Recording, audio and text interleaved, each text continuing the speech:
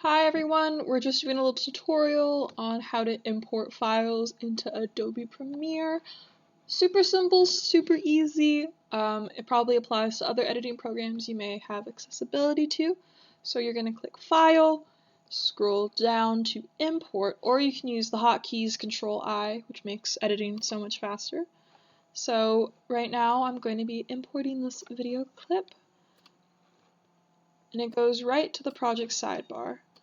And I'm also going to be importing an audio clip. I keep my files very organized when I edit, so everything's under the project importing tutorial, and I split things into video and audio clips just to keep things organized. And if I'm using a lot of sound effects in a project or film, I try my best to label all the sound effects so it's not just a bunch of numbers. So we import the audio. So now how to import things onto the timeline. Pretty intuitive, you just drop media here. So you just click and drop, and there you have a video.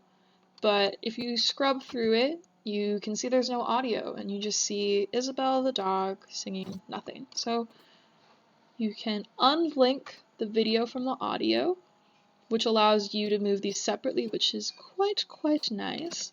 And then I'm going to delete the empty audio track.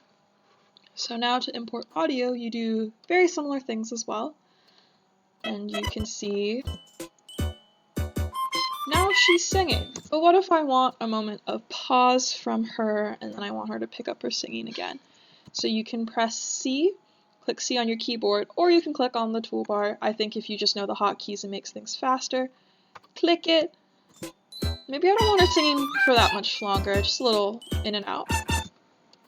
I don't know why I want to play with her voice like that, but sure. And then you can cut in between and out and then delete. And there'll be a gap, and then she's like not singing for a bit, which is kind of a bummer because she's a great voice, but that's just how you can do things, and you can click and drag different audio tracks to overlap, which kind of creates a very scary sound. And you can do the same thing similarly to video, but that might need more experimentation on your part. So when you're adding audio and video, just Control-I to import and use the razor tool, and then you can go back to the selection tool, which is V on your keyboard, to move things around. And yeah, super simple, super easy, and good luck this week.